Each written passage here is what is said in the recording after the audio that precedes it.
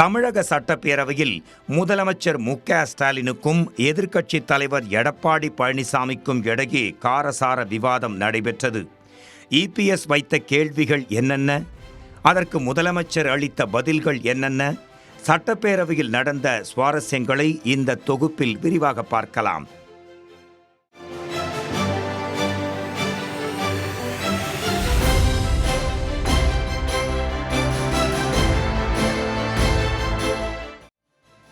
தமிழக சட்டப்பேரவையில் துறை வாரியாக மானிய கோரிக்கை மீதான விவாதம் நடைபெற்று வருகிறது. மானிய கோரிக்கை விவாதங்களை தொடர்ந்து துறை அமைச்சர்கள் பதிலளித்தும் முக்கிய அறிவிப்புகளை வெளியிட்டும் வருகின்றனர். இந்நிலையில் சட்டப்பேரவையில் முதலமைச்சரிடம் பல கேள்விகளை அடுக்கி விவாதித்தார் எதிர்க்கட்சித் தலைவர் எடப்பாடி பழனிசாமி. முதலாவதாக தமிழக காவல்துறையின் செயல்பாடுகள் குறித்து பேசிய அவர், கடந்த 4 ஆண்டு கால திமுக ஆட்சியில் காவல்துறையின் செயல்பாடு சிறப்பாக இல்லை, அதிமுக ஆட்சியில் சட்டம் ஒழுங்கு சிறப்பாக இருந்தது என்று பேசினார்.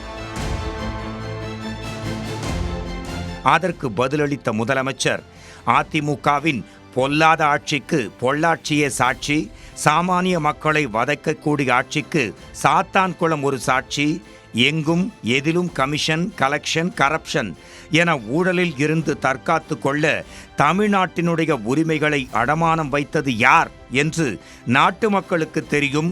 திமுகவின் 4 ஆண்டுகளில் குற்றங்கள் குறைந்திருக்கின்றன. கடந்த 12 ஆண்டுகளில் 2024ஆம் ஆண்டில்தான் கொலை சம்பவங்கள் குறைவாக உள்ளன. காவல் நிலைய மரணங்கள் திமுக ஆட்சியில் அடியோடு குறைந்துள்ளன என்று பதிலடி கொடுத்தார். மேலும் சட்டம் ஒழுங்கு சிறப்பாக வைத்துள்ள இந்த ஆட்சியை குறை சொல்வது இந்த ஆண்டின் சிறப்பான நகைச்சுவை என முதலமைச்சர் மு.க.ஸ்டாலின் பதிலளித்ததற்கு அவையில் சிரிப்பலை எழுந்தது. ஆனால் தமிழ்நாட்டு மக்களை கேட்டால் அவர் ஆட்சியில் பட்ட வேதனைகளை கண்ணீருடன் புலம்புவார்கள். பொல்லாத ஆட்சிக்கு பொள்ளாட்சியே சாட்சி, துயரங்களை கொடுக்கக்கூடிய ஆட்சிக்கு தூத்துக்குடி துப்பாக்கி சூடே சாட்சி, சாமானிய மக்களை வதைக்கக்கூடிய ஆட்சிக்கு சாத்தான்குளமே சாட்சி, அவமான ஆட்சிக்கு அதிமுக ஆட்சியே சாட்சி.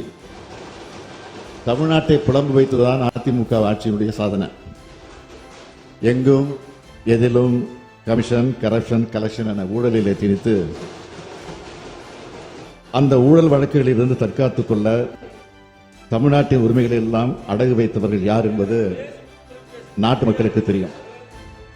இதைத் தொடர்ந்து பொதுக்கூட்டங்களுக்கு அனுமதி கிடைக்காதது பற்றி பேசிய எடப்பாடி பழனிசாமி, அதிமுக நடத்தும் பொதுக்கூட்டங்களுக்கு காவல்துறை அனுமதி மறுத்து வருகிறது என்றும், கடந்த அதிமுக ஆட்சியில் ஒரு தலைவரின் பொதுக்கூட்டம் நடக்க வேண்டுமென்றால் அதில் எந்தவித தடையும் விதிக்கப்படவில்லை என்றும், குறிப்பாக கரூர் மாவட்டங்களில் நடத்தப்படும் பொதுக்கூட்டங்களுக்கு அனுமதி வழங்கப்படுவதில்லை என்பதால் இனி அரசியல் காழ்ப்புணர்ச்சி காட்டாமல் அனுமதி வழங்க வேண்டும் என்று கோரிக்கை விடுத்தார். இதற்கு பதிலளித்த முதலமைச்சர், அனுமதிக்கப்படும் இடத்தில் அனுமதி கேட்டிருந்தால் நிச்சயமாக அனுமதிக்கப்படுவீர்கள், அதில் எந்தவித மாற்றமும் இல்லை என ஷார்ட்டாக பதிலளித்து அமர்ந்துவிட்டார். நம்முடைய எதிர்க்கட்சித் தலைவர்கள் போராட்டங்கள் நடத்துவதற்கு, கூட்டங்கள் நடத்துவதற்கு அனுமதி அளிப்பதில்லை என்ற ஒரு குற்றச்சாட்டை சொல்லியிருக்கிறார். அது உண்மையாக இருக்கும்னு நான் நம்பவில்லை. நிச்சயமாக அனுமதிக்கப்பட்டிருக்கும் இடத்துல அது அந்த அனுமதிக்கு அப்ளை செய்யறோம்ல, அதுக்கு ஒரு நாள் இருக்கிறது. அந்த குறிப்பிட்ட நாட்களுக்குள்ள நீங்க கொடுத்தீங்கன்னா நிச்சயமா அனுமதி கொடுக்கப்படும். அதில் எந்தவித மாற்றமும் கிடையாது என்பதை நான் அவைக்கு தெரிவித்துக் கொள்கிறேன். ஆக அந்த ஒதுக்கப்பட்டிருக்கிற இடத்துல அனுமதி வாங்கித்தான் நீங்க நடத்திட வேண்டும் என்பது விதிமுறை.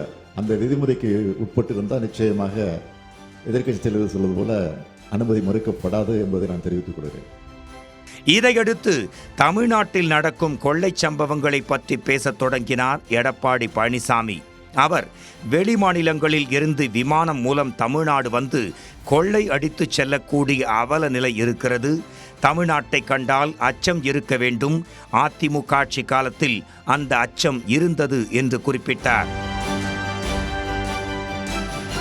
இதனை கேட்ட முதலமைச்சர் மு.க.ஸ்டாலின், 2020 டெல்லியில் இருந்து வந்து இங்கே கொள்ளையடித்து சென்ற சம்பவத்தை மறந்துவிடக் கூடாது என பேசி பிளாஷ்பேக்கை சுட்டிக்காட்டினார். 2020 டெல்லியிலிருந்து வந்து கொள்ளையடிச்சிட்டு போன விவகாரம் இருக்கு, அதை மறந்துடாதீங்க. முதலமைச்சரின் பதிலை கேட்ட பிறகு டாபிக்கை மாற்றிய எதிர்க்கட்சி தலைவர் எடப்பாடி பழனிசாமி தமிழகத்தில் பெண்களுக்கு எதிராக நடக்கும் பாலியல் குற்றங்கள் தொடர்பாக குறிப்பிட்டார். அப்போது பேசிய அவர், திமுக ஆட்சியில் சிறுமிகள் முதல் பாட்டிகள் வரை பாலியல் வன்கொடுமைக்கு ஆளாகின்றனர். சென்னை அண்ணா பல்கலைக்கழக மாணவி அளித்த பாலியல் புகாரில் முதல் தகவல் அறிக்கை கசியவிடப்பட்டது என குற்றம் சாட்டினார். மேலும் இந்த வழக்கின் மீதான விசாரணை நின்றுவிட்டது என்றும், அதிமுக ஆட்சிக்கு வந்ததும் இந்த வழக்கை மீண்டும் விசாரணைக்கு எடுப்போம் என்றும் எடப்பாடி உறுதியுடன் தெரிவித்தார். இதற்கு பதிலளித்த முதலமைச்சர் மு.க. ஸ்டாலின், அண்ணா பல்கலைக்கழக மாணவி பாலியல் வன்கொடுமை வழக்கு தொடர்பாக உடனடியாக நடவடிக்கை மேற்கொள்ளப்பட்டது.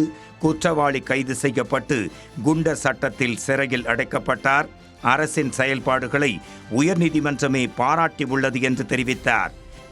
அண்ணா பல்கலைக்கழகத்தில் மாணவி பாலியல் வன்கொடுமை புகாரை பொறுத்தமட்டில் உடனடியாக இந்த ஆட்சி நடவடிக்கை எடுத்தது என்பது எல்லோருக்கும் தெரியும். குற்றவாளி அடையாளம் காணப்பட்டு கைது செய்யப்பட்டு குண்டர் சட்டத்திலும் அடைக்கப்பட்டு, ஏற்கனவே நான் இந்த அவையிலே உறுதியளித்தது போல உயர்நீதிமன்ற மேற்பார்வை அமைக்கப்பட்ட சிறப்பு புலனாய்வு குழு குற்றப்பத்திரிகையும் தாக்கல் செய்துவிட்டது.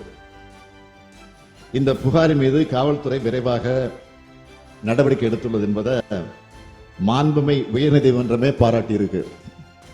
எந்த பாலியல் புகார் இருந்தாலும் 24 மணி நேரத்திற்குள் நடவடிக்கை எடுத்து குறிப்பிட்ட காலத்திற்கு குற்றப்பத்திரிகையை தாக்கல் செய்து வருவதுதான் இந்த அரசு.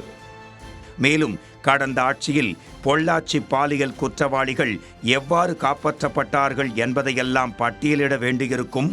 பெண்களுக்கு எதிரான குற்றங்கள் குறைவான மாநிலங்களில் தமிழ்நாடு ஒன்று என்று கூறி முடித்தார். கடந்த காலத்தில் பொள்ளாச்சி பாலியல் வன்கொடுமை வழக்கில் எப்படி குற்றவாளிகள் காப்பாற்றப்பட்டார்கள், அதிமுக என்பதற்காக புகாரில் நடவடிக்கை எடுக்க எப்படியெல்லாம் தாமதம் செய்தீர்கள், மீண்டும் நான் பட்டியலிட வேண்டியிருக்கும் என்பதை தெரிவிச்சுக்கிறேன். கேள்விகள், குற்றச்சாட்டுகள், பதில்கள், புள்ளி விவரங்கள் என முதலமைச்சருக்கும் எதிர்க்கட்சி தலைவருக்கும் நடைபெற்ற இந்த காரசார விவாதம் தமிழ்நாட்டு மக்களின் கவனத்தை ஈர்த்துள்ளது.